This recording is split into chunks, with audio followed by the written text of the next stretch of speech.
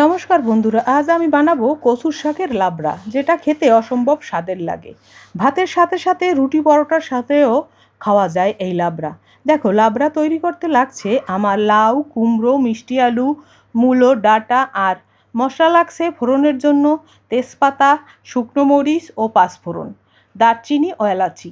গুঁড়ো মশলায় আছে হলুদ মরিচের গুঁড়ো, জিরা ধনিয়ার গুঁড়ো আর বাটা মশলার মধ্যে আছে আদা, সরিষা, জিরা ও কাঁচামরিচ একসাথে বাটা।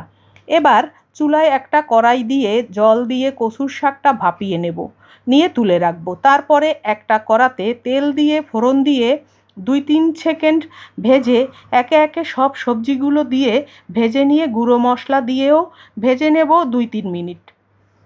তারপরে বাটা মশলা দিয়ে ঢাকা দিয়ে কম আঁচে কষিয়ে নেব সবজি মোটামুটি সেদ্ধ হওয়া পর্যন্ত।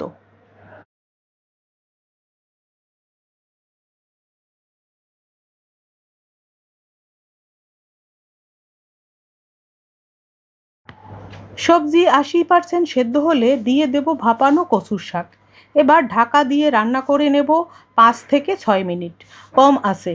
তারপরে ঢাকা খুলে এক মুঠি চীনাবাদাম ও নারকেল কোড়া দিয়ে আরও একটু নেড়েচেড়ে মিশিয়ে নিয়ে আবারও ঢাকা দিয়ে রান্না করে নেব 4-5 মিনিট। তারপরে ঢাকা খুলে 1 চামচ চিনি ও 2 চামচ বাটার বা ঘি দিয়ে নেড়েচেড়ে নামিয়ে নেব। দেখো, লাবড়া আমার একদম রেডি পরিবেশন করার জন্য। রেসিপি ভালো লাগলে একটা লাইক, কমেন্ট, শেয়ার করার অনুরোধ থাকলো তোমাদের কাছে আমার।